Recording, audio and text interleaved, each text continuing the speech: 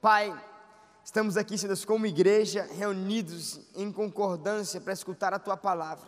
Peço que o Senhor nos ministre hoje e fale no nosso coração, e que o Senhor, meu Pai, venha nos ensinar, e venha trazer a palavra que o Senhor quer que a gente entenda hoje. Vem com revelação e alcance o mais profundo do nosso coração, para que a gente possa ter a revelação da Tua palavra, e entender, Senhor Deus, aquilo que o Senhor quer falar conosco. Abre os nossos ouvidos para que a gente escute a Tua voz e os nossos olhos para que a gente veja aquilo que o Senhor quer nos ensinar, e o nosso coração para que a Tua palavra, Senhor Deus, venha germinar, plantar, Senhor Deus mesmo, raízes e gerar frutos daqui para frente, em nome de Jesus, amém, amém.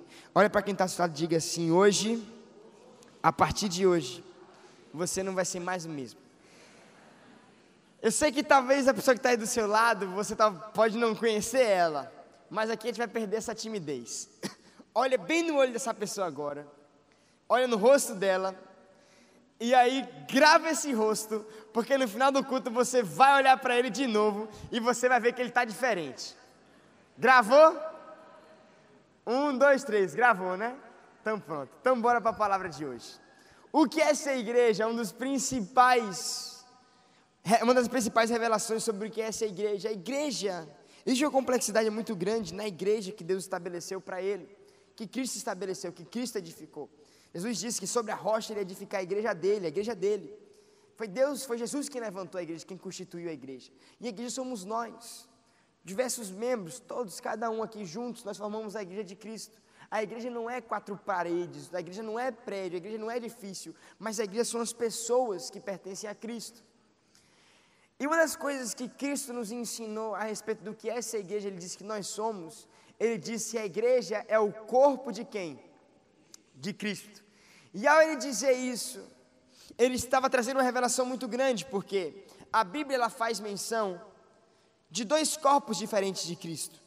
Ela fala a respeito de um Cristo antes da crucificação, e um Cristo, que esse corpo também, ele ressuscitou. E depois ele fala de um novo corpo após a ascensão de Jesus aos céus. Quando ele subiu aos céus em corpo, fisicamente ele subiu aos céus e foi arrebatado. E a Bíblia diz que uma nuvem tomou posse ali, ele sumiu nos céus. E a Bíblia fala logo em seguida a respeito de um novo corpo, a igreja de Cristo que foi formada. E esses 2 corpos, ele tem uma relação. Ele traz um entendimento para a gente que muitas vezes a gente não entende. Por quê? Porque no primeiro corpo de Cristo, o seu corpo carnal, ele sendo Deus, quando ele desceu à terra, ele agiu e operou na terra através do seu corpo físico. Ele abraçava pessoas, ele expressava o amor, muitas vezes em contatos físicos. Ele colocava a mão sobre algumas pessoas e ministrava libertação, ministrava cura, ministrava transformação. A Bíblia fala de alguns discípulos que se encostavam em Jesus como alguém que é amigo, muito íntimo, e colocava a cabeça sobre os ombros, sobre os peitos de Jesus, como alguém muito próximo. A Bíblia fala de alguns momentos quando Jesus levantava uma pessoa de uma situação difícil, como foi com aquela prostituta, onde Jesus olhou para ela, levantou ela, liberou aquela palavra de libertação sobre ela.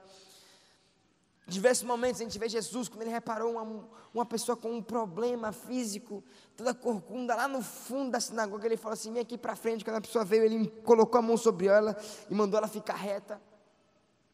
Diversos momentos a gente vê Jesus agindo com o seu corpo, e ele interagiu com a humanidade, com a terra, através do seu corpo. E não só interagiu e se relacionou com a humanidade através do seu corpo, como também ele cumpriu o seu propósito de redenção, a sua obra de redenção, através de um sacrifício que foi no corpo. Sabemos que tem sim a questão espiritual, sabemos que tem sim o poder espiritual do sacrifício de Jesus, mas não podemos negar também que foi um sacrifício físico.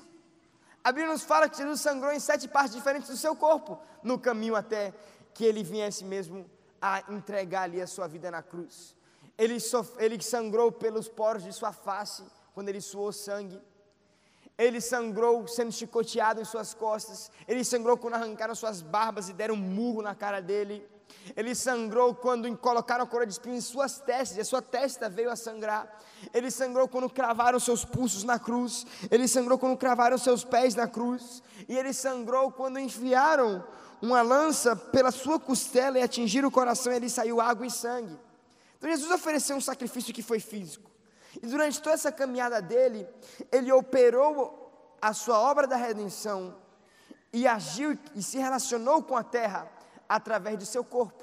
Mas chegou um momento que Jesus, tendo concluído a sua obra, ele precisou voltar aos céus, à casa dele. E ali, quando Jesus fez isso, naquele exato momento, a terra ficou ausente do corpo de Cristo. Cristo concluiu a sua obra. Mas por mais que a obra de Cristo ela foi completa, faltava algo mais para que de fato a redenção alcançasse a vida de alguém. O que faltava? Josh, você está falando que Jesus ele fez a obra completa, mas faltava alguma coisa? Sim. O que? Faltava o homem crer. Porque de nada adianta o que Jesus fez, e eu não estou menosprezando o que Jesus fez. Foi poderoso, eu sou muito grato. Quando eu vejo alguns filmes que simbolizam isso, passam mais ou menos a imagem como aconteceu, a gente se emociona, a gente chora, porque a gente é agradecido pelo sacrifício de Jesus. Mas de nada, imagina comigo, de nada adianta se Jesus tivesse feito isso e nenhum homem cresce nele. Porque a Bíblia diz que só há redenção na vida de alguém e só há salvação na vida de alguém quando aquela pessoa crê que Jesus morreu pelos pecados dela. Se a pessoa não crê, não existe redenção na vida daquela pessoa. E faltava um homem crer, mas Jesus agora não estava na terra mais. Quem seriam essas pessoas que iam propagar esse evangelho? Quem seriam essas pessoas que iriam levar essas boas novas? Quem? Nós. E é por isso que quando Deus, entendendo isso, Ele falou assim, agora eu preciso de um novo corpo para interagir com a humanidade e com a terra. E que corpo é esse? A igreja. Então Ele fez da igreja o seu corpo, e é por isso que hoje a gente entende que uma das formas como Jesus se relaciona com a humanidade é através de mim e de você. É nessa hora que eu me pergunto assim, será que eu tenho sido uma boa representação de Jesus? Será que eu tenho representado bem? Porque a ideia é de que quando o mundo olhe para a gente, eles vejam Jesus. Será que eu tenho sido essa boa representação? Mas esse não é o foco exatamente do que eu quero falar hoje. Mas o que eu preciso que você entenda até aqui é que Cristo se relaciona com a terra através de mim e de você, porque nós é quem somos o seu corpo agora. Da mesma forma, quando Ele veio como um homem físico, mesmo sendo Deus, mas sendo um homem também, Ele se relacionou com a terra através do seu corpo. Hoje, Ele continua se relacionando com a terra através do seu corpo, mas quem é o corpo dele agora? Eu e você. E a Bíblia fala que esse corpo possui uma cabeça, e essa cabeça é justamente Jesus Cristo. E um dos lugares onde a Bíblia fala isso, é onde eu quero ler com você hoje, que a gente vai entrar agora no nosso objetivo da palavra de hoje. Efésios 1, 22 ao 23. Efésios 1, 22 ao 23. Aqui é Paulo falando a respeito de o que Deus Pai fez com Jesus, quando Ele fez da igreja o seu corpo. E aí Paulo nos ensina, e Deus pôs todas as coisas debaixo dos seus pés, dos pés de quem? Jesus. Para que Jesus seja a cabeça sobre todas as coisas. E o deu à igreja, versículo 23, o qual é o seu corpo. Mas eu quero focar aqui no versículo 22, volta aí para a gente ver rapidinho, vamos ler de novo, a Bíblia diz assim, e pôs todas as coisas, quem pôs? Deus, todas as coisas debaixo dos pés de quem? De Jesus, para que Ele seja a cabeça sobre todas as coisas, e entregou Jesus a quem? A igreja. Em outras palavras, fez da igreja o seu corpo. A palavra igreja, que é justamente onde eu quero focar aqui, é a primeira vez que a palavra igreja aparece no livro de Efésios, e traz uma revelação tão grande. Essa palavra igreja, no sentido original, porque era uma palavra traduzida, o livro de Efésios, originalmente, ele foi escrito no grego. Então, a palavra igreja é uma palavra, no português, traduzida do grego. E no grego, essa palavra, sendo original, ela é a palavra eclésia, que é a palavra para igreja no grego. E a palavra eclésia significa, bem no bruto mesmo, bem assim no bruto, significa ser convocado. O que significa? Ser convocado. Alguém que foi convocado. E o conceito da palavra é o seguinte: um grupo específico que foi convocado, separado de um grupo maior e que tem um propósito especial. É o que significa a palavra eclésia. Isso se relaciona claramente, traz a imagem do que é a igreja. Somos um grupo específico de pessoas, convocados pela nossa fé, que a partir do momento que nós tivemos fé, nós nos tornamos um com Cristo, fomos convocados para fazer parte da igreja, desse corpo, e somos separados de um grupo maior. Que grupo maior é esse? O mundo. E porque somos separados do grupo maior, nós temos um propósito especial, que o mundo não pode ter, porque o mundo não tem essa revelação ainda. Somente quem está em Cristo. E que propósito especial é esse? Para entender esse propósito especial, eu quero ir mais profundo ainda no significado desse termo igreja, que aparece pela primeira vez no livro de Efésios. Eclésia, no grego. Esse significado que eu te dei agora, um grupo específico, convocado e separado de um grupo maior, com um propósito especial, é o significado no grego, para a palavra eclésia, no grego atual. A gente sabe que quanto mais o tempo passa, mais a língua vai se modernizando. Assim como todas as coisas, línguas também se modernizam. E o grego secular, que era o grego falado e utilizado na época em que o livro de Efésios foi escrito, que foi o termo exato que Paulo quis entregar para a igreja, que também é eclésia, mas tem um significado um pouco diferente do termo atual. Qual é o significado da palavra eclésia? Na época que ele foi escrito mesmo, no grego secular, tem um significado muito específico, que significa assembleia governamental. Significa o quê? Governamental. O propósito específico desse grupo, o propósito especial desse grupo específico que foi convocado e separado de um grupo maior, é governar. Você pode dizer isso comigo? Governar. A igreja foi levantada como uma assembleia para poder governar. A igreja foi levantada para exercer governo. Essa assembleia não fala a respeito de um grupo qualquer. É um grupo específico, com pessoas específicas. Não pode ser qualquer pessoa.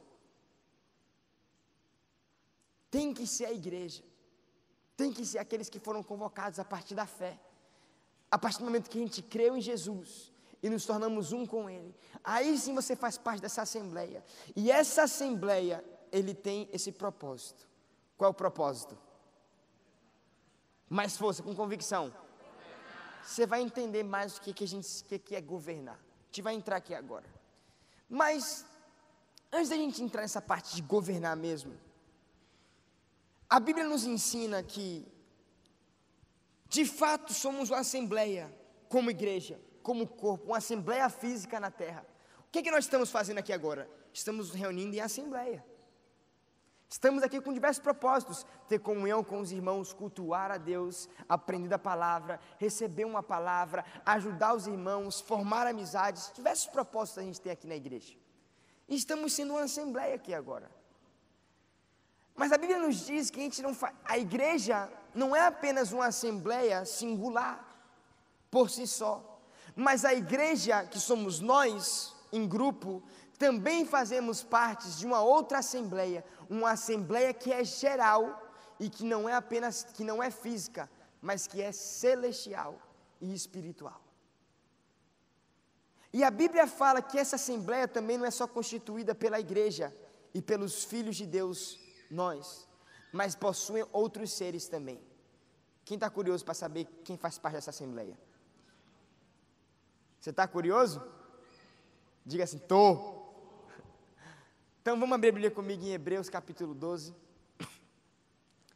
Hebreus 12, 22 ao 24. Nós somos uma assembleia como igreja. Somos uma assembleia. Mas essa assembleia, a igreja, faz parte de uma assembleia geral, ainda maior, que é celestial e espiritual. E essa passagem que a gente vai ler, deixa eu só explicar para você entender.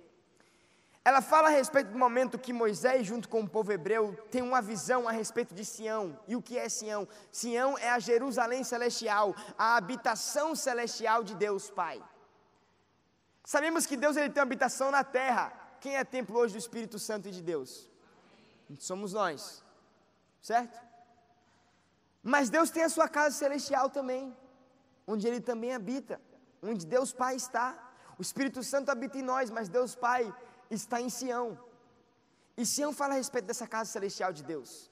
E agora Moisés, juntamente com o povo, tem uma visão de Sião, e lá eles visualizam essa assembleia geral reunida. E quem é que faz parte dessa assembleia? Quem é que eles enxergam?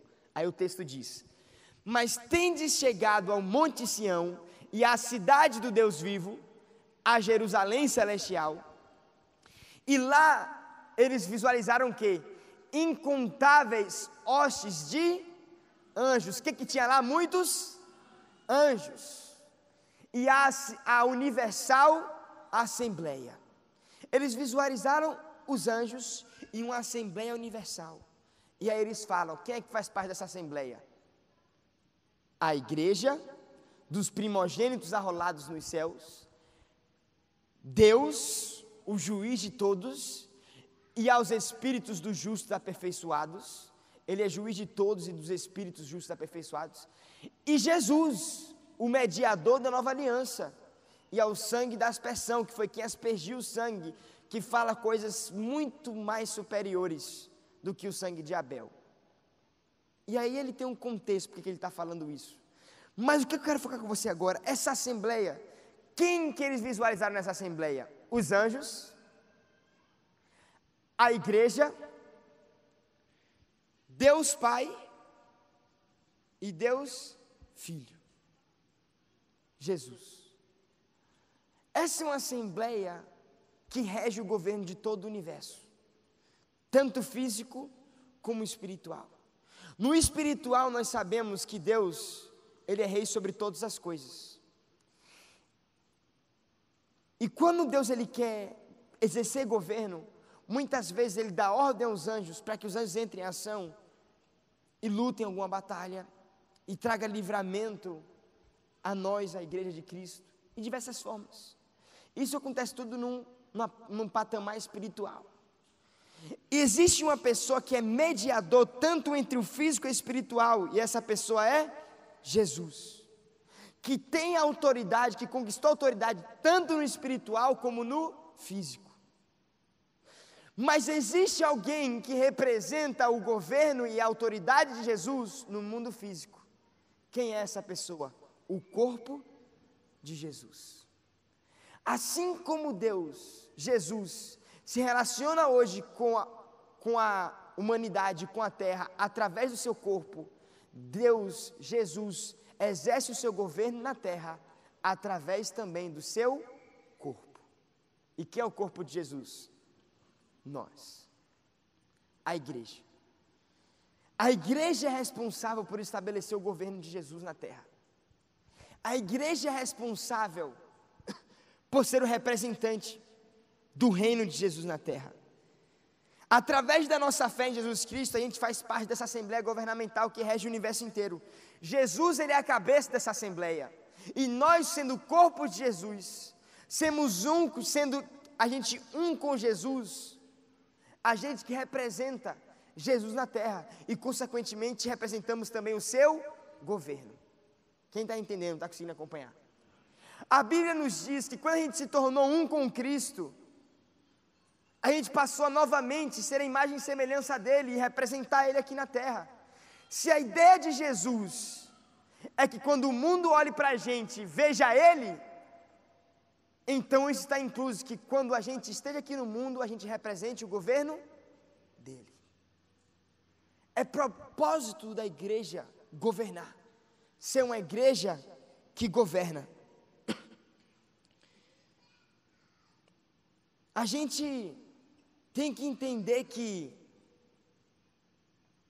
a autoridade que há no nome de Jesus e que Jesus conquistou, Filipenses fala sobre isso, o livro de Filipenses. Fala a respeito todo joelho se dobrará, toda língua confessará que Jesus é o Senhor. E isso é uma revelação justamente no momento quando Jesus subiu aos céus e se encontrou com Deus. E ele recebeu toda a autoridade. A Bíblia fala porque ele foi servo, porque ele foi humilde, porque ele não se apegou à posição dele como Deus, mas ele veio como um servo para servir. E porque ele passou por todas as provações na terra, ele não pecou, ele não falhou, e ele cumpriu com o propósito que a ele foi estabelecido cumprir, ele recebeu toda essa autoridade. Só que a Bíblia nos ensina que a partir do momento que eu e você passamos a crer em Jesus, a gente se torna um com Ele. E a Bíblia cita diversos momentos. João 1 fala sobre isso, Romanos fala sobre isso, o livro de Romanos, que fala a respeito de quando nós nos tornamos co-herdeiros da promessa. O que isso significa? Quando você é co-herdeiro de alguém, significa que tudo aquilo que aquela pessoa herdou, você também herdou. E se Jesus herdou, ao cumprir a obra dele, a autoridade, você tem direito de também usar dessa autoridade. A mesma autoridade que Jesus tem, ela foi entregue a você. Mas não confunda, porque não é autoridade sua, é a autoridade de Jesus. Mas Deus permitiu que a gente utilize o nome de Jesus. E é justamente isso que a gente tem que entender. A igreja, ela tem um propósito na terra: governar, exercer um governo, influenciar a sociedade. E para que a gente de fato seja uma igreja que governe, para que a gente de fato seja uma assembleia governamental, a gente precisa entender 3 características. E eu espero conseguir falar as 3, porque nos 2 primeiros cursos eu consegui ficar nas 2 primeiras. Mas vai dar tempo, em nome de Jesus. Qualquer coisa a gente segura a fome um pouco. A primeira característica, para você que gosta de anotar, bota aí, 3 características para que de fato nós sejamos uma igreja que governa, uma assembleia governamental. A primeira característica qual é? Autoridade governamental. Autoridade para governar. Vamos abrir a Bíblia bem rapidinho em Salmo 110, versículo 1 e 2. 110, 1 e 2. Aqui fala a respeito de uma revelação que o rei Davi teve. Davi foi uma das primeiras pessoas que teve revelação a respeito de Jesus. Diversos profetas falaram a respeito de Jesus, e Davi foi uma das pessoas que profetizaram acerca de Jesus. Davi, além de rei, além de um salmista, além de um adorador, ele também foi um profeta. Ele foi uma das primeiras pessoas a profetizar a respeito de Jesus Cristo. E essa é uma das visões proféticas que Davi teve.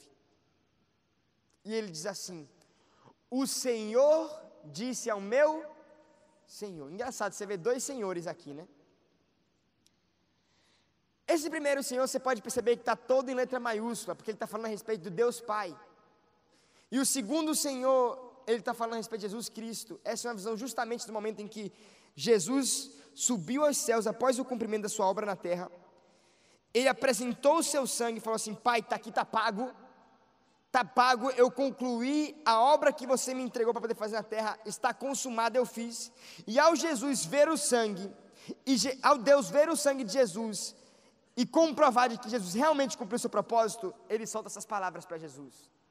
E ele diz, aí em outras palavras é como se Davi estivesse dizendo: o meu Senhor, Deus Pai, disse ao meu Senhor Jesus Cristo. O que ele disse? Senta-te à minha direita, até que eu faça dos teus inimigos um estrado para os teus pés. E ele continua dizendo, aí Deus continua dizendo para Jesus, o Senhor, você já vê um terceiro Senhor aqui, porque já é o Senhor dizendo para o Senhor, aí ele fala outro Senhor, então são 3 senhores, estão conseguindo acompanhar? Ele diz, estenderá o cetro do teu poder, e dominarás sobre os teus inimigos.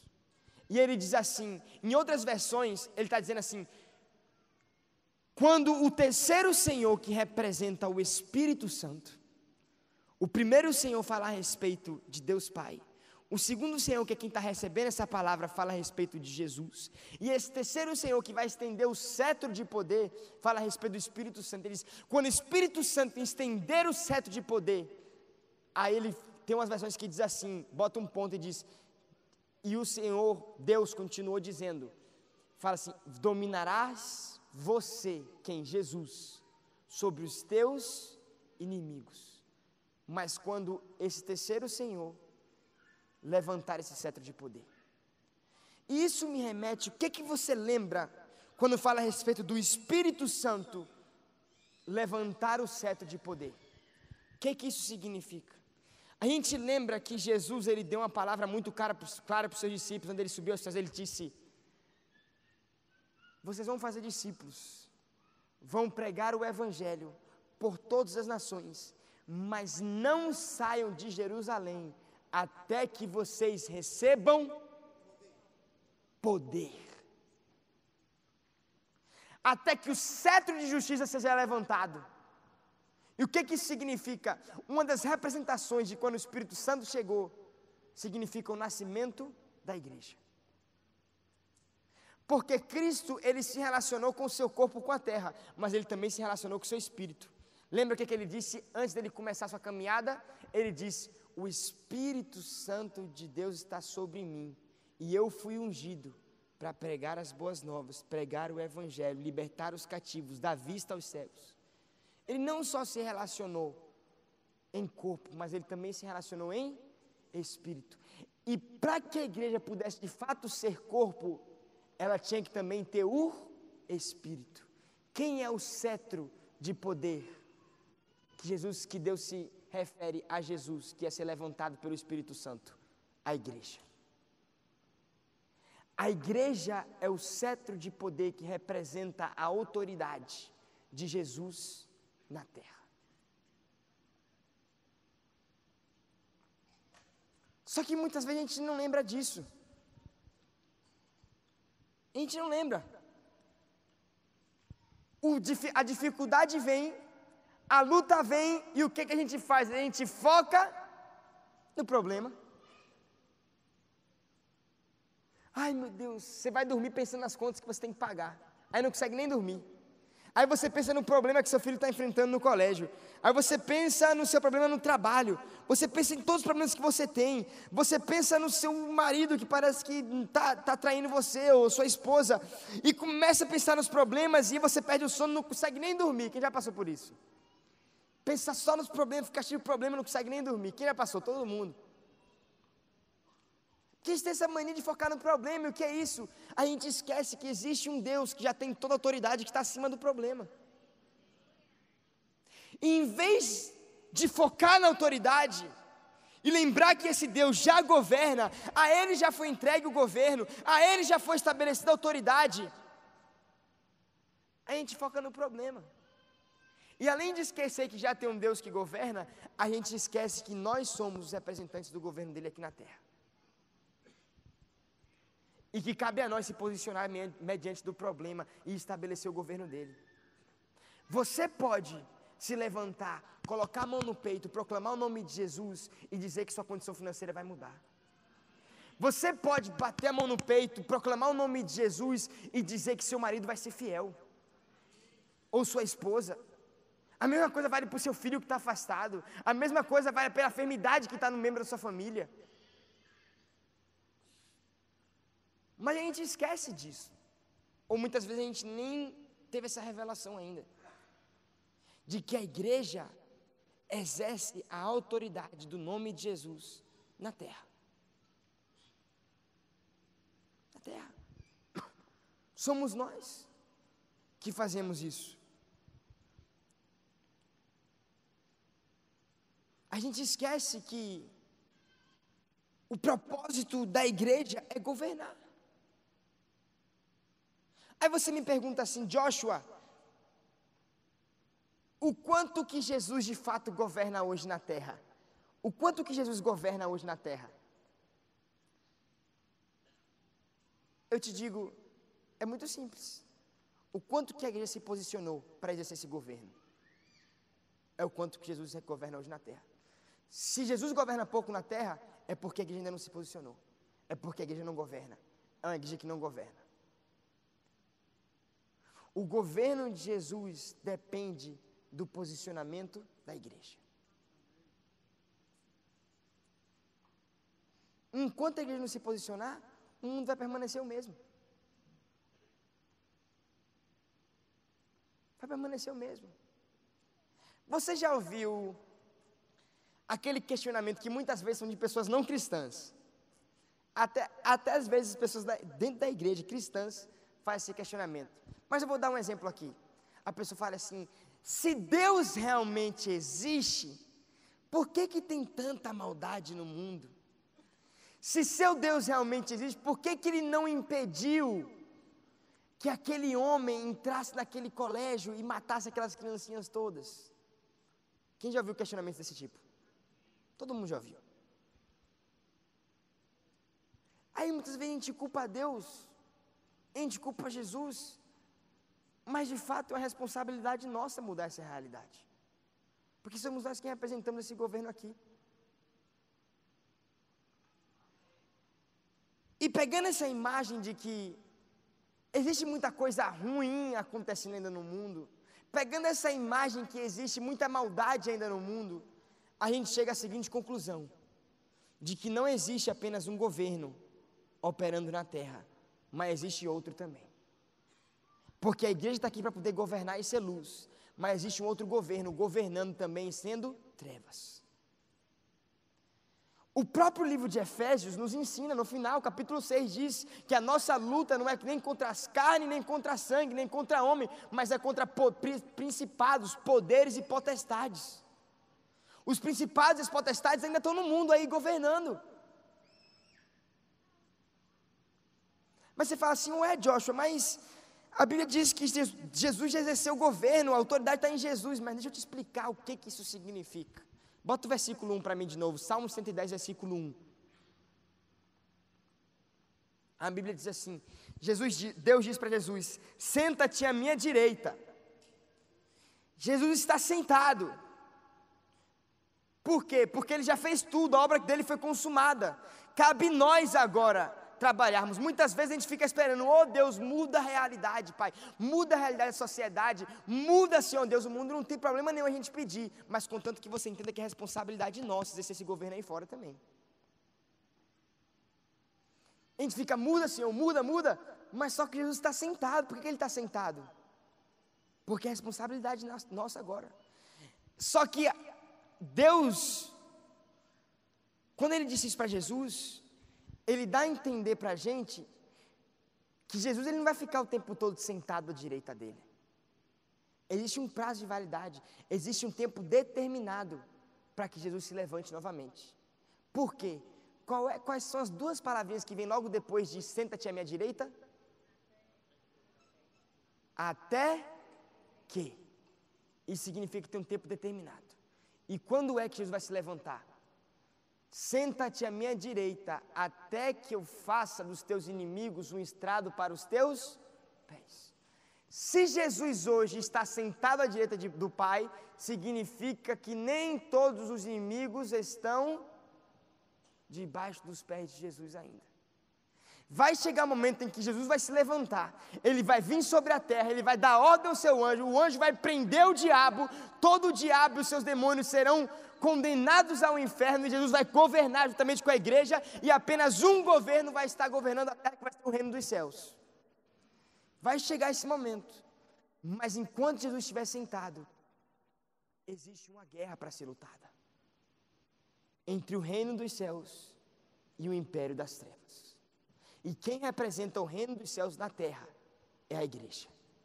A nossa luta é contra principados e potestades. Enquanto a gente não entender isso, enquanto a gente ficar calado, enquanto a gente se calar, enquanto a gente for uma igreja apática, enquanto a gente for uma igreja que fica sentado e não faz nada, o império das trevas vai continuar trabalhando como ele trabalha desde que o homem pecou. Por que os princípios e valores da humanidade hoje estão ficando terríveis? Porque quem governa as esferas da sociedade são pessoas ímpias. Por que a gente tem uma política falida e corrupta? Porque quem está governando a política são pessoas ímpias. E a gente ainda acha que a igreja não pode se misturar com política. Não, é papel da igreja sim influenciar a política e tomar o poder da política ainda. Não é só entrar, não. Por que a gente tem uma educação falida e ensinam princípios e valores extremamente contrários do que a gente acredita e do que é o princípio e o valor do reino de Deus, a cultura do reino de Deus na sociedade? Porque quem governa a educação são pessoas ímpias. Você sabia que hoje tem pessoas dentro da sala de aula ensinando para os seus filhos que ela pode ter autonomia para poder escolher o sexo que ela quiser? Isso já está sendo matéria de alguns colégios.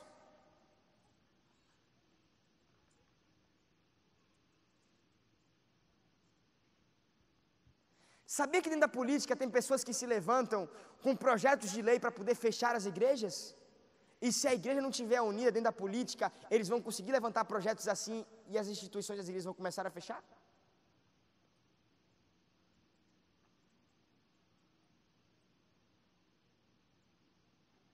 Enquanto a igreja não souber se posicionar e não entender que é propósito dela governar na meio da sociedade e governar nesse mundo, o império das trevas vai passar como uma avalanche em cima da gente. A igreja precisa entender que desde o princípio da humanidade e da terra, Deus entregou o governo na mão dos homens. Gênesis 1:1. No princípio criou Deus os céus e a terra. E Gênesis 1 fala a respeito da criação do mundo. E chega lá no finalzinho, no versículo 28 e 29, depois que Deus criou toda a terra, Deus olhou para o homem e falou assim: de todos os animais que eu criei, de todas as aves, de todos os peixes, todos os animais rastejantes, tudo isso eu coloco debaixo de você, exerça domínio sobre todas essas coisas, subjugue todas as coisas, todas as árvores, todas as sementes, tudo isso eu entrego a você, domine você sobre todas essas coisas. Desde o princípio Deus criou o homem para governar, só que o homem quando caiu e falhou, ele deu autoridade para que o novo governo se estabelecesse na terra. O governo que estava na mão dele, porque ele caiu, ele falhou, ele pecou, ele entregou na mão do diabo. E desde a queda do homem, o império das trevas tem trabalhado e tem deturpado o que é o governo de Deus.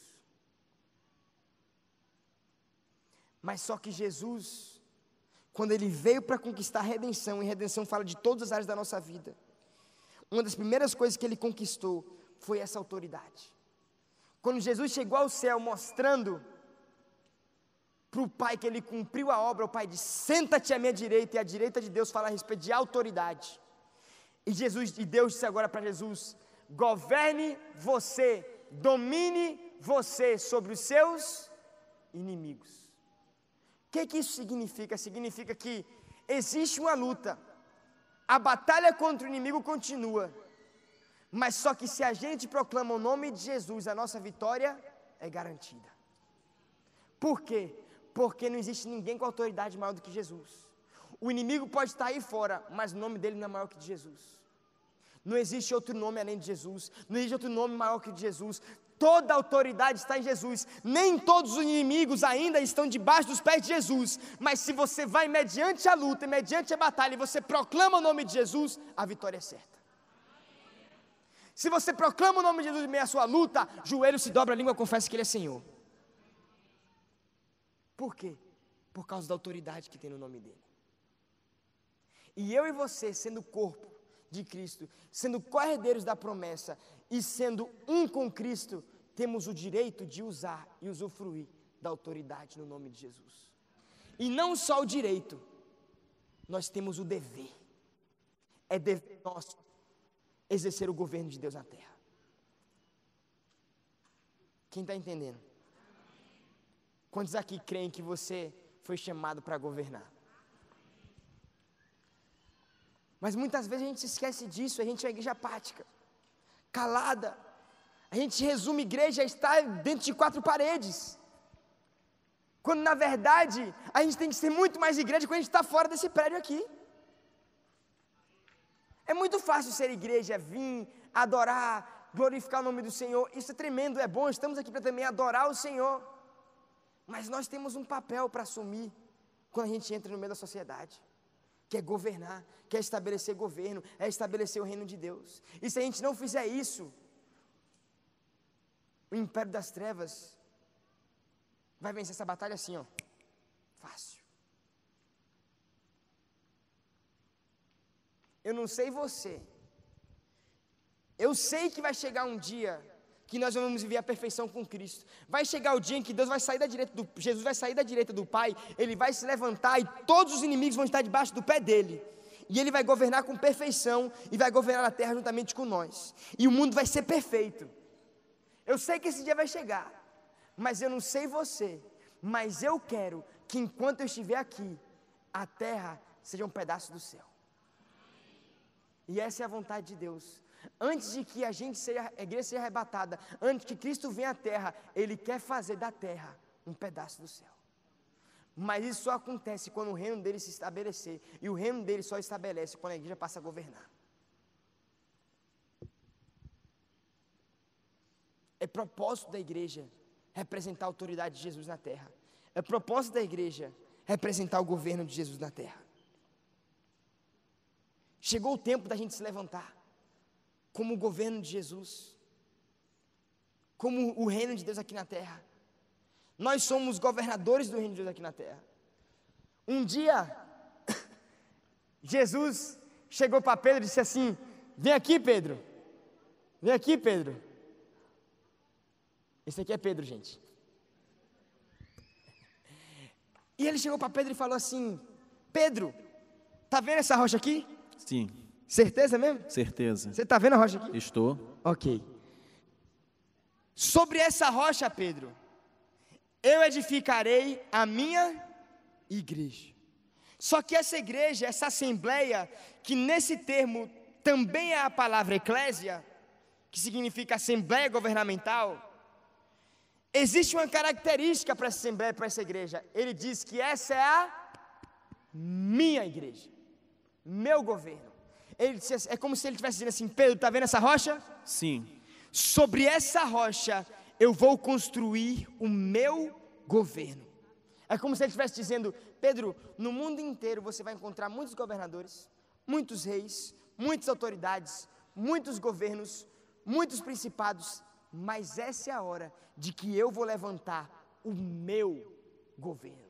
Chegou a hora de estabelecer o meu governo, e esse governo eu vou estabelecer através de você e todos que creem em mim. Pode sentar, Pedro. E aqui está cheio de Pedro aqui, cheio de Pedro. Chegou o tempo de estabelecer o governo de Deus. Chegou o tempo de estabelecer o reino dele. E é propósito da igreja fazer isso. Por quê? Porque Jesus está sentadinho.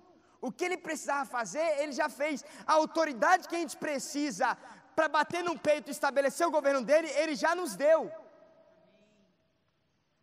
Governar sobre a terra, na terra, sempre foi propósito do homem. E Jesus, ele veio, reconquistou isso para o homem, e agora falou assim: continuem com o propósito de vocês, porque eu estou à direita do meu Pai. A autoridade eu já dei, agora vão e façam. Mas a gente esquece disso. E a gente se cala, a gente fica sentado na igreja e a gente vem para poder escutar o culto, e só para ouvir e receber a palavra que a gente precisa para mudar a nossa vida. Mas aí a nossa vida vai mudando, mas a sociedade permanece a mesma. E a nossa vida mudou hoje, mas quando meu filho crescer, ele vai passar pelas mesmas dificuldades que eu. Por quê? Porque o governo das trevas está aí, impera na sociedade, e a gente não faz nada.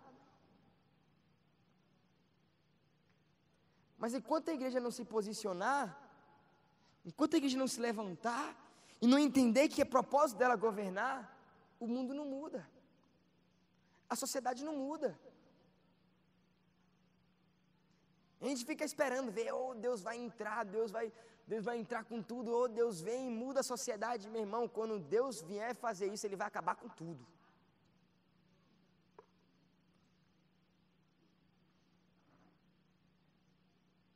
Ele só vai fazer isso uma vez. Enquanto ele não fizer isso, ele espera que a gente faça.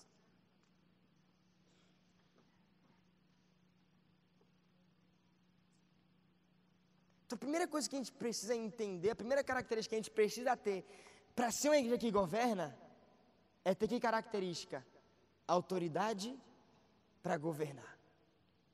Uma autoridade governamental. E agora eu quero falar a respeito da segunda.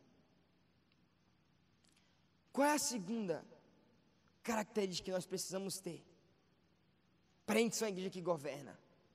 Para a gente ser uma assembleia governamental?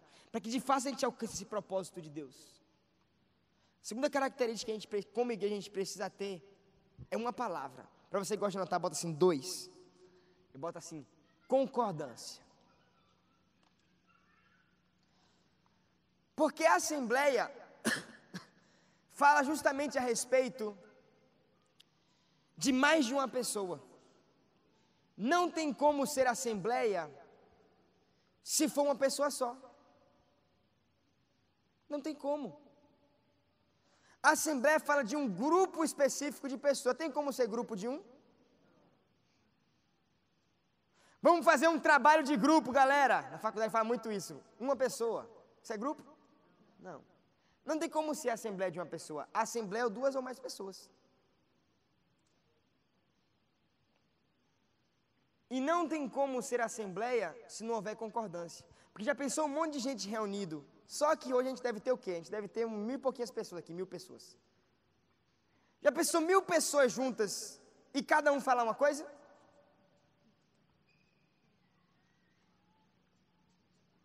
Vamos fazer uma coisa? Quando eu contar até 3, todo mundo vai começar a gritar qualquer coisa que vier na sua cabeça.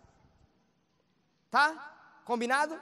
Mas grita mesmo, todo mundo. Qualquer coisa, fala um número, você pode contar 3, 4, 5, 6, 7, 8. O outro pode falar Bahia, Bahia, Vitória, Vitória. Você fala o que você quiser. Fala o que você quiser. O que vier na sua mente você vai falar. Tá?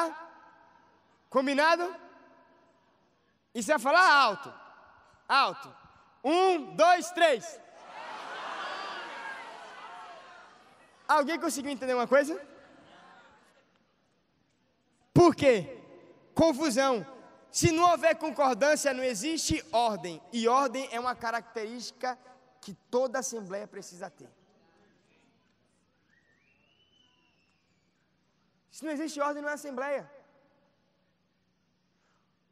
Você já pensou um governo dividido? É o que acontece hoje em nossa nação. Os políticos que hoje estão lá no governo já não trabalham pelo bem do povo, trabalham pelo bem do partido dele. Se o partido ganha, ele vai. A lei que o outro quer levantar pode até ser boa, mas se for do partido contrário ao meu, de pensamento contrário ao meu, eu veto. Por quê? Porque é outro partido. É um governo dividido, não tem ordem. Não tem unidade. Não trabalham com o mesmo propósito, com a mesma visão. E concordância fala a respeito disso. Se nós queremos governar como igreja, queremos ser uma assembleia governamental, tem que ter concordância, tem que ter ordem. Tem que ter ordem. E existe um poder específico na concordância que a Bíblia nos ensina. Uma autoridade constituída na concordância, e a gente vai ver aqui. Mas antes da gente ver, eu quero falar um pouquinho mais sobre a concordância aqui. Concordância fala a respeito de unidade. Quando o grupo de pessoas, sendo mais de uma pessoa, trabalham juntos, com o mesmo propósito, com a mesma ideia, com o mesmo princípio, com os mesmos valores. E unidade fala a respeito de você ser uma só linguagem, um só Espírito, uma só cabeça que é Jesus, um só Deus que é Deus Pai, Senhor. Unidade fala a respeito de ser um, e ser um volta justamente para a concordância, porque concordância vem da palavra convergir. E a convergência de 2 corpos fala do momento que esses 2 corpos se encontram em um mesmo ponto. 2 ou mais corpos. Isso é convergência de 2 ou mais corpos. quando esses corpos se encontram no mesmo ponto. E eu quero fazer uma ilustração aqui para a gente poder entender. Eu preciso de 3 homens aqui comigo, aqui em cima, rapidinho. 3 machos. Bem rápido. Luciano aqui. Venha. Já foi? Pronto. Fernando e André. Eu quero um aqui bem perto da parede, o outro mais aqui em frente ao teclado e o outro ali mais aí, um pouquinho assim. Pronto, tá bom aqui. Nós vamos ver aqui a ilustração de quando 3 corpos convergem no mesmo ponto. Quando eu contar até 3, vocês vão sair correndo um em direção ao outro até vocês se baterem. No primeiro culto da manhã, os homens foram bem tímidos e chegaram e se abraçaram no final. Aí eu falei assim, como assim, rapaz? Aí no segundo culto que eu já falei isso, eles já foram um pouquinho mais rápido, mas chegaram no final e se abraçaram também. Aí eu entendi, assim, é porque de fato essa igreja que ama abraçar as pessoas, né? Uma igreja que ama. Então dá um abraço não tem problema, mas tem que correr. Só cuidado, proteger a cabeça aí para ninguém se machucar. Mas quando até 3, vocês vão correr até vocês se baterem, beleza? 1, 2, 3. Você percebe que vão bem rápido, chega no final, vai bem devagar. Agora fica junto. Eles se convergiram. Os 3 se encontraram no mesmo ponto, por isso que eles se chocaram. Só que você percebe que eles não viraram um. E não foi possível eles estarem no mesmo ponto exato do espaço. Por quê? O que a física nos ensina? Que é impossível 2 corpos ocuparem o mesmo lugar no espaço. E Deus é pai da física. Quem criou a física foi Deus. Deus é pai da ciência. Quem criou a ciência foi Deus. Deus é pai da biologia. Quem criou a biologia foi Deus. Deus é pai do governo. Deus é pai da política. O problema dessas coisas não são elas, a essência delas, mas é quem governa elas. Se a igreja não governa a ciência, a gente vai ter uma ciência com princípios deturpados. Se a igreja não governa a física, se a igreja não governa a biologia, se a igreja não governa a política, a gente vai ter coisas deturpadas. A física não vai mudar porque foi Deus que criou. É impossível corpos físicos ocuparem o mesmo lugar no espaço. É por isso que eles se batem quando chega aqui. Não vai. Vai e volta. Mas só que é extremamente possível a gente se tornar um, se não, pode não ser fisicamente, mas se for espiritualmente. Mesmo sonho, mesma visão, mesmo propósito, mesmo sonho, mesmo foco, mesmo objetivo, governar. E a intenção de Deus não é que 2 corpos ou 3 corpos ou 3 pessoas, ou 2 pessoas necessariamente, ocupem a mesma posição na sociedade. Nem sempre essa é a ideia de Deus. Ele quer colocar cada um no seu devido lugar. Você vai representar o meu corpo, a minha igreja, e vai representar Jesus na presidência. Você vai representar o meu corpo, a minha igreja, e Jesus na justiça. Você vai representar o meu corpo, a minha igreja, o meu governo e a Jesus como um professor, como mestre, cada um no devido lugar, mas mesmo estando distantes e separados, eles vão conseguir ser um, se tiver o mesmo espírito, o mesmo coração, a mesma ideia, o mesmo propósito.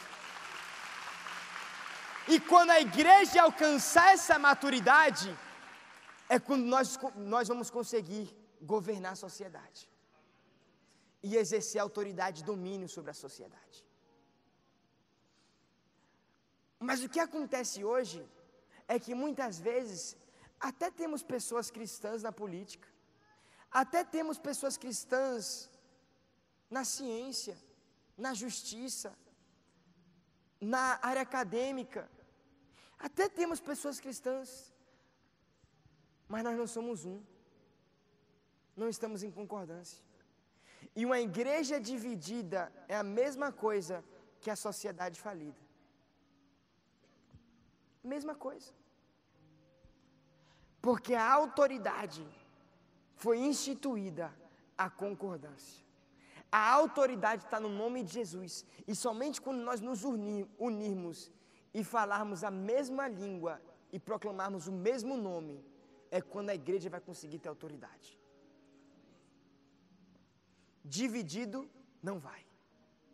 Dividido é desordem. E não existe desordem na Assembleia. É impossível você ter uma Assembleia desorganizada. E se você não é Assembleia, não consegue exercer governo. Quem está entendendo? Obrigado, pode sentar, gente. Para finalizar, também não vou entrar no terceiro nesse não, por causa do nosso horário.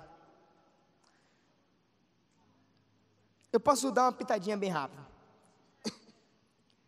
Para finalizar, entendendo o poder que existe na concordância, eu quero que a gente vá até Mateus 18, versículo 18. Para a gente entender a autoridade que foi instituída na concordância, na igreja unida. Que igreja desunida não vai para frente. Enquanto a gente criar birra na igreja, enquanto a gente for agente de desunião na igreja, não vai para frente. Porque quando eu trabalho com discórdia, quando eu sou um agente de discórdia na igreja, quando eu opero para que haja discórdia na igreja e haja divisão na igreja, eu sou um agente que impede o propósito de Deus se cumprir na terra. Porque o propósito de Deus se cumprir na terra é através da igreja. E só é possível ser igreja se ser um. Corpo fala a respeito de nós. Mas se for você sozinho, você é um membro. E membro não trabalha sozinho. De que adianta você ter um coração se você não tem um cérebro? De que adianta você ter o pé se você não tem a mão? Você vai conseguir até andar, mas você não vai conseguir pegar as coisas. De que adianta você ter o olho se você não tem o ouvido? De que adianta você ter o nariz se você não tem a boca? Cada um trabalha em seu devido lugar, com seu devido propósito, e nós precisamos de todos. Mas se você trabalha escorando alguns, gerando divisão, você não está sendo igreja. E você está ferindo o corpo de Cristo. E a dor que há na igreja, há em Cristo. Porque a igreja é o corpo dele. O que acontece no corpo dele, ele sente. Tem que ter concordância. Tem que ter unidade. Senão não governa. Senão não vai para frente. Vamos lá. Mateus 18. Olha como Jesus começa dizendo essa frase. E é Jesus falando aqui. Ele diz assim: em verdade. Qual é um dos princípios mais tremendos que a gente conhece a respeito da verdade? Conhecereis a verdade? Talvez essa seja uma verdade que você está precisando conhecer hoje para você ser liberto. Que verdade é essa? Bora ver. Jesus disse: em verdade eu vos digo, que tudo que ligardes na terra, terá sido ligado no céu. E tudo que desligardes na terra, isso foi Jesus falando para Pedro, foi Jesus falando para os seus discípulos. Tudo que você, homem, minha igreja, meu corpo, ligar na terra, também vai ser ligado no céu. Tudo que você, homem, mulher, meu corpo, desligar na terra, também será desligado no céu. Perceba que a ação parte da terra. Ou será que Jesus está dizendo, tudo que for ligado no céu vai ser desligado na terra? Foi isso que ele falou? Foi o quê? Tudo que for ligado na terra, no céu também vai ser estabelecido. A ação parte da terra, por quê? Porque o governo hoje está nas nossas mãos. E o que a gente declarar aqui na terra, Deus vai respaldar lá de cima. Só que ele está falando a respeito da igreja, ele não está falando a respeito da pessoa individualmente. E para que Deus entenda a nossa oração, a gente tem que falar a mesma coisa, a mesma língua, tem que ter concordância, tem que ter unidade. Se cada um começar a falar uma coisa, Deus fala assim: eu não estou entendendo, eu não vou conseguir fazer, o que vocês estão me pedindo, eu não consigo entender, é muita gente falando. Ou será que você entendeu quando todo mundo começou a falar ao mesmo tempo? Deus também não entende. Quando é para ser igreja, é para ser um, é para ter o mesmo propósito. E aí Jesus continua dizendo, olha só o que ele diz: em verdade, eu também vos digo que, se dois de vocês, o que é isso? Igreja, assembleia, duas ou mais pessoas, dentre vós, aonde? No céu? Não, aonde? Na terra, a minha igreja na terra, concordarem a respeito de quê? Não, você está brincando comigo. Qualquer coisa? Você tem certeza do que você está falando? A Bíblia não está dizendo isso não. Qualquer coisa? Tá, mas bora ver só o que ele está continuando ali, o que ele está falando. Eu também vos digo que, se dois de dentro de vocês, sobre a terra, concordarem a respeito de qualquer coisa que porventura vocês pedirem, ser-lhes-á concedida por meu Pai que está nos céus. Não tem como ser qualquer coisa não.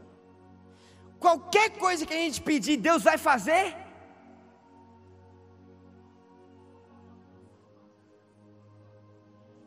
Qualquer coisa que em concordância a gente pedir, Deus vai fazer? Então acho que a gente tem esquecido esse texto. Ou então a gente não tem sido. Ou a gente esqueceu que Deus ele vai escutar qualquer oração nossa, ou a gente não tem pedido em unidade. Alguma das duas coisas. Se a gente aprender a ser se a gente entender que é propósito da igreja governar, e a gente governar como igreja, em unidade, em concordância, qualquer coisa que a gente pedir, Deus vai fazer. Por quê? Porque a autoridade está no nome dele, ele entregou para a igreja. A igreja carrega a marca de Jesus. Porque você já viu um corpo que aonde ele vai, a cabeça não vai? Aonde o corpo vai, a cabeça também vai. A cabeça que é Jesus é o selo e a marca de Jesus na igreja. Aonde a igreja vai, ela leva a marca de Jesus. Aonde a igreja vai, ela representa Jesus. Aonde a igreja vai, ela carrega o nome de Jesus. E se ela carrega o nome de Jesus, ela carrega a autoridade. É por isso que a gente tem que entender. Se a gente entender que é papel nosso governar, e que temos que fazer isso em concordância, e de fato fizermos isso, a gente muda a sociedade em que a gente vive. E chegou a hora, Jesus disse, chegou o tempo de eu edificar a minha assembleia governamental. O meu governo, que vai ser representado em vocês. Versículo 20, para a gente finalizar. Porque onde estiverem, olha só, justamente o que eu falei, aonde o corpo vai, a cabeça vai atrás. Porque onde estiverem 2 ou 3, onde a minha igreja estiver reunida, no nome de quem? No meu nome, Jesus Cristo falando, ali eu estou no meio deles. Aonde a minha igreja está, eu também estou. Aonde minha igreja governa, eu também governo. E se hoje Jesus não governa sobre algumas esferas da sociedade, é porque a igreja ainda não chegou lá. Ou então porque a igreja não está unida. Chegou, mas não está unida. E a gente precisa se unificar. Ter ordem. Porque precisa haver ordem no corpo de Cristo. Unidade. Sermos um. Quantos entendem isso? Então eu quero te convidar a ficar de pé.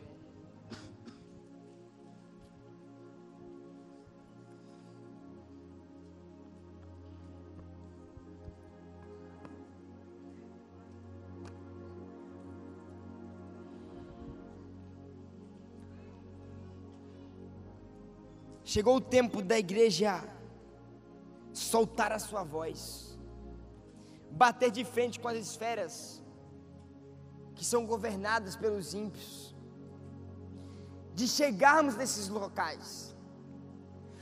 A política é local da igreja, sim. A área acadêmica é local da igreja, sim. A medicina é local da igreja, sim. A ciência é local da igreja, sim. A justiça é local da igreja, sim. O local da igreja não se resume a 4 paredes. Se resume a todo o alcance que for possível na sociedade. Todas as esferas. Tanto públicas como privadas. A área empresarial é área de ação da igreja, sim. Aonde a gente puder exercer o governo, a gente puder influenciar, ali a gente deve chegar. Mas a gente só vai conseguir fazer isso se a gente for junto. Como corpo e com a cabeça que é Jesus. Que é a nossa autoridade. Que é o selo e a marca da autoridade. Que que a gente carrega. Quantos entenderam isso? Então coloque a mão em seu coração que eu quero orar por você. Pai, aqui estamos como igreja, como corpo, entendendo, Senhor, que chegou o tempo de nos posicionarmos, entendendo que é propósito nosso exercer governo e domínio sobre a terra. E Pai, por muito tempo nós temos nos calado e queremos te pedir perdão por isso. Como igreja queremos pedir perdão, porque por muitas vezes nós nos calamos e aceitamos aquilo que a sociedade tentou implantar e empurrar a goela abaixo sobre nós. Mas hoje nós não queremos mais isso. Entendemos que é propósito nosso exercer o domínio, propósito nosso representar o Teu nome, propósito nosso representar Jesus. E nós queremos nos posicionar para exercer esse governo, Senhor Deus, aqui na terra. Pai, nos dá sabedoria para como agir, nos dá sabedoria para como alcançarmos essas esferas públicas e privadas, a influenciarmos a sociedade, a mudarmos essa realidade, não mais uma igreja influenciada pela sociedade, mas uma igreja que influencia o seu meio.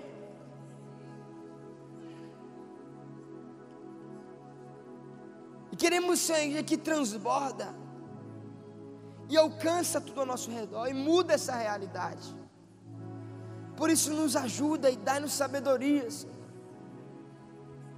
para poder enfrentar tudo isso e para governarmos diante de todas essas coisas. Nos ajuda, nos fortalece, dá-nos as estratégias corretas e a sabedoria que precisamos, e que possamos ser um. Nos perdoa também por todas as vezes que nós cooperamos para que a discórdia estabelecesse na igreja, e nem sabíamos que quando estávamos fazendo isso, a gente estava impedindo que seu propósito se cumprisse na terra, porque o seu propósito se cumpre através da igreja, e sem unidade não pode ser igreja. Me perdoa por todo o preconceito que eu tive contra os meus irmãos da igreja. Me perdoa, meu Pai, por todas as vezes que eu o julguei, por todas as vezes que eu falei mal, mesmo que ele estava errado. Ao invés de eu ter ido conversar com ele para alinhar as coisas, para entrar em concordância de novo, eu acabei espalhando isso, acabei gerando birra e fui imaturo. Mas me perdoa, Senhor. Hoje eu entendo que há propósito na unidade, e só há autoridade em minha concordância. Me perdoa pelas vezes que eu cooperei com a desordem, mas hoje nós queremos operar em ordem, em unidade, e falando a mesma linguagem. Por isso, Pai, hoje nós queremos representar o Seu reino e exercer governo e domínio sobre a nossa sociedade, nosso país e esse mundo ao qual vivemos hoje. Quantos entendem isso, que de fato você foi chamado para governar, e você quer se colocar à disposição do reino de Deus, à disposição na mão de Deus, para ser igreja e para exercer domínio sobre a terra? Eu quero te convidar a levantar sua mão direita, bem assim. Eu quero fazer uma oração com você. E diga assim comigo: Pai, hoje eu decido e faço um voto, uma aliança contigo, que eu vou ser um governador do seu reino aqui na terra. Eu vou ser o representante do seu reino, e aonde eu for, aonde eu estiver, não importa onde eu trabalho, não importa onde eu moro, não importa a influência que eu tenha hoje, eu vou aceitar onde o Senhor me colocou, e eu vou exercer governo, e vou exercer domínio, e ali eu vou lutar pelos seus princípios, pelos seus valores, e pelo propósito, que é estabelecer a sua autoridade, o seu reino, e o seu governo sobre a terra. E hoje eu decido, em igreja, como igreja, trabalhar em concordância, para mudar a história do meu país, da minha cidade, do meu estado e desse mundo. Em nome de Jesus. Amém e amém. Deus abençoe você. Dá um abraço quem está do seu lado. Olha o rosto dela e fala assim: uau, como você está com a cara de rei agora. Como você está com a cara de governador. Dá uma palavra para ela, diga assim: nós somos chamados para governar, e juntos nós vamos estabelecer domínio e autoridade do Senhor nessa terra, em nome de Jesus. Um beijo no coração, até semana que vem.